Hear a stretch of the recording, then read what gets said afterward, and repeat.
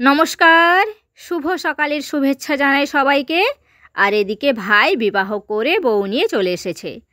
আগের দুটো ভিডিওতে আপনাদের আইবুড়ো ভাতের পর্ব, গায়ে হলুদ, বিবাহ পর্বটা দেখিয়েছিলাম। আর আজকে এই যে বউ ভাতের রিসেপশানটা দেখাবো, রিসেপশানের পর্বটা দেখাবো। তবে সম্পূর্ণ ভিডিও সুন্দরভাবে আমি তুলে উঠতে পারিনি। যখন যেভাবে একটু একটু করে তুলেছি সেগুলোই জুড়ে জুড়ে আপনাদের সাথে শেয়ার করব। তো যাই হোক, মন্দিরে প্রণাম সেরে এখন ভাই বউকে নিয়ে চলে এসেছে এই যে আমার বাবার বাড়ির রাস্তায়। আর এখানে মা একটু আশীর্বাদী করে নিচ্ছে একটা নোয়া দিয়ে।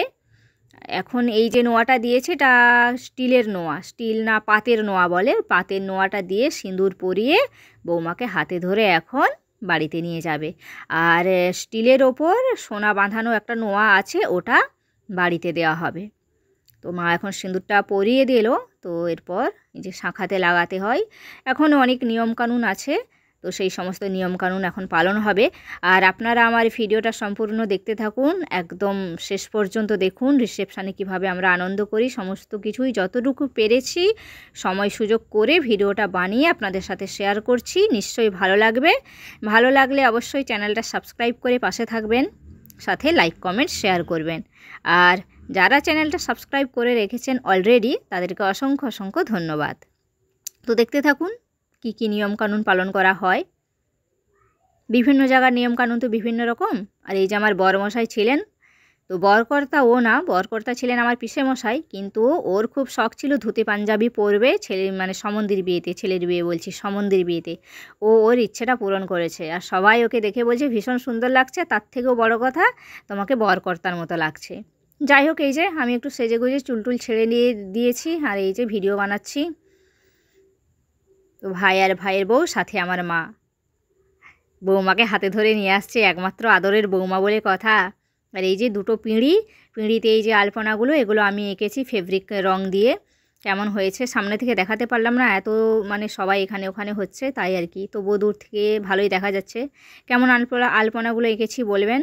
আর এই যে পিঁড়িতে দাঁড়িয়ে পড়লো, এরপর কলসি তোলানো হবে, তার আগে আশীর্বাদী হবে। তো মা এখন আশীর্বাদী করছে।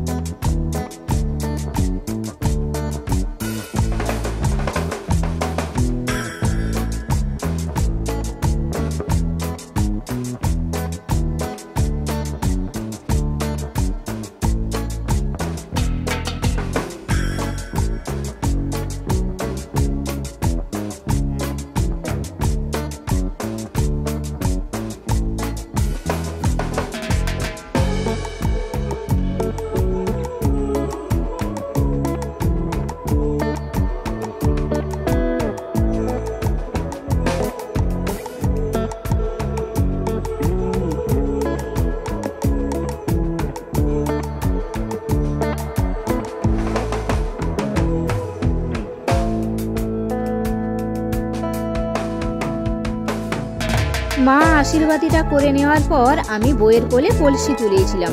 অবশ্য কলসিটা হালকাই ছিল, তেমন একটা জল টল করিনি, কেননা আমি জানি সারা রাত জেগেছিল না খেয়ে দিয়ে। তো সেই জন্য যাতে কষ্ট না হয় অল্প একটু নিয়ম রক্ষার জন্য কলসিটা তুলিয়েছিলাম। আর ভাইয়ের কাছে আবদার করেছিলাম 1000 টাকা দিতে হবে। তো ভাই 500 টাকা দিয়েছে, তবে আমি তাতেই খুশি। ছোট্ট ভাই বলে কথা, এত বেশি জোরাজুরি করিনি, বুঝলেন। তো যাই হোক, আশীর্বাদী শেষে এরপর বউকে ঘরে ঢুকিয়ে নিলাম। এই যে লাল পাড় সাদা শাড়ির ওপর আলতা ছাপ দিয়ে বউ ঘরে ঢুকে গেল, দিয়ে একদম চলে এসেছে আমার মায়ের ঠাকুর ঘরে, যেখানে মা পুজো করে। এখানে পান সুপারি দিয়ে ভগবানকে প্রণাম করে ভগবানের কাছ থেকে আশীর্বাদ চেয়ে নিল। ভগবানের আশীর্বাদই জানেন বিবাহটা কিন্তু সুসম্পন্ন হলো, সুন্দরভাবে হলো। অনেক ঝামেলা হচ্ছিল মাঝখানে, তবে সব কিছু সুন্দরভাবে হয়ে গেল ভগবানের কৃপায়।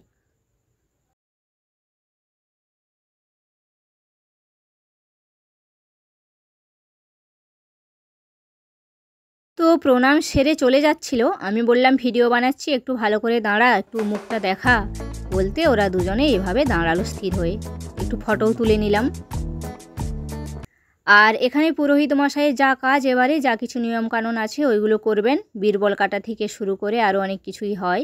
এখন বোধহয় জোর খুলে দিচ্ছে, এটাকে বলা হয় জোর খোলা। তো হয়ে গেছে। এরপর আরও কিছু কাজ মানে বাকি আছে পুরোহিত মশাইয়ের কাজটা হয়ে গেলে বাড়ির যারা বড়রা আছে সবাই আশীর্বাদ করবে। তো এই যে আশীর্বাদী পর্বটাও আবার শুরু হয়ে গেছে, মানে নতুন বউ বিয়ে করে আসার পর আশীর্বাদী করা হয়, এটা সব জায়গাতেই আছে, আপনারা জানেন সবাই। আর এই যে এখন আশীর্বাদী করছে আমার বড় পিসি।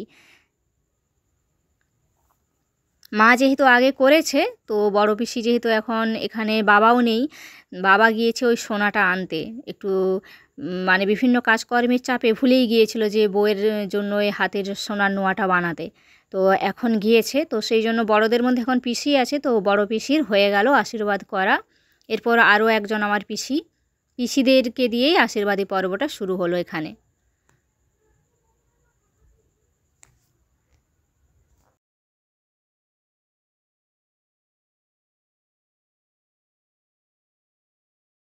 তো ফাইনালি বাবা সোনার জিনিসটা কিনে এনেছে, আর মা এখন এই যে নোয়াটা পরিয়ে দিচ্ছে। স্টিলের ওপর সোনার পাত বসানো এই নোয়াটা মা দিয়েছে।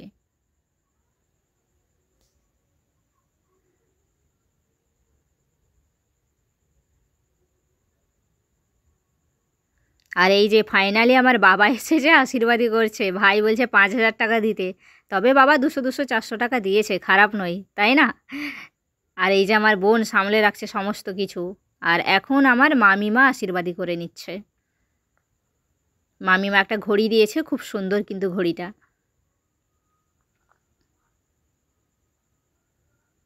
আর ফাইনালি আমি এসেছি, একমাত্র দিদি বলে কথা, চটপট আশীর্বাদী সেরে নিচ্ছি।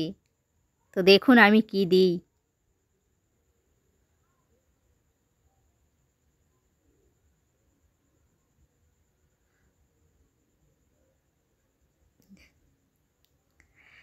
তো এই যে একমাত্র দিদি, একমাত্র ননদিনী আমি দিলাম এই সোনার হার। না, এটা পুরোটা সোনার না, ছোট্ট লকেটটাই সোনার। আমার পুরো সোনার হার দেওয়ার সামর্থ্য নেই, যা পেরেছি সেটাই দিয়েছি।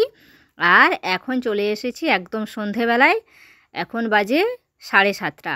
এই যে মেকআপ আর্টিস্ট এসেছেন এই দিদি, উনি 4:30 থেকে সাজাতে এসেছেন। উনি বলেইছেন আমার 3.5 ঘন্টা 4 ঘন্টা মতো লাগবে সাজাতে, মেকআপ করাতে।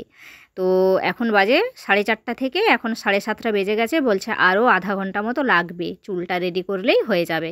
তো ওনার মেকআপ আমার খুব ভালো লাগে। আগে ওনার কাছে আমি কখনো কোনো কিছুই করাইনি, কোনো কিছু বলতে আমি শুধু ভ্রু প্লাকটা করি, আইব্রো করি।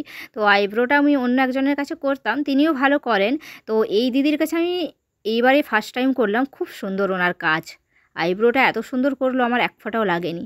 তো যাই হোক, এখন ভাইয়ের বউকে সাজানো চলছে, মুখটা মেকআপ হয়ে গেছে, চুলটা বাঁধা হয়ে গেলে রেডি হয়ে যাবে। আর এই যে ফাইনালি আপনাদেরকে দেখাবো, লুকটা খুব সুন্দর হয়েছিল, আর আমার তো ভীষণ পছন্দ হয়েছিল ওনার এই কাজ, এত কিছু মেকআপের জিনিস।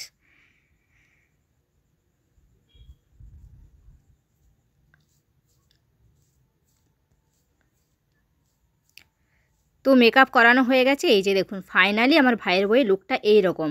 আমরা যেরকম চেয়েছিলাম যে অতিরিক্ত সাদা যেন না হয়ে যায়, ওর গায়ের রঙটা যেরকম সেভাবেই যেন অরিজিনালি থাকে, তো সেরকমই হয়েছে। খুব পছন্দ হয়েছে এই মেকআপ আর্টিস্টের কাজ।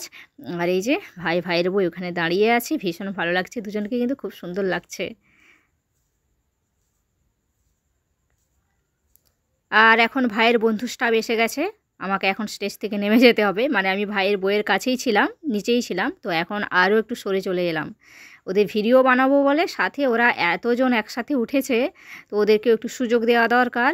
আর ওরা সবাই মিলে একটা না খুব সুন্দর পাখা গিফট করেছে, যেই পাখাটা কারেন্ট না থাকলেও চলবে। এই সুযোগে আপনাদেরকে একটু প্যান্ডেলটা দেখিয়ে দিই, ছাতা প্যান্ডেল বানিয়েছে, ছাতার হয়েছে, আমার ভালো লেগেছে। আর প্যান্ডেলে এখন আমার বাবার বাড়ির যারা নিমন্ত্রিত আছেন, অতিথি আছেন, তারাই, এখনও কনে যাত্রী এসে পৌঁছায়নি। তো এবার চলুন খাবার প্যান্ডেলের দিকে যাই, কারা কারা খেতে বসেছে একটু দেখে নিই। আর এখন তো সবাই গ্রামের লোকেরাই বসবে, কনে যাত্রী আসতে যেহেতু দেরি আছে, আর ভিডিও কিন্তু একদম শেষের পথে। তো চলুন, বড় করলাম না ভিডিওটা, ভ্লগটা শেষ করলাম। রাধে রাধে।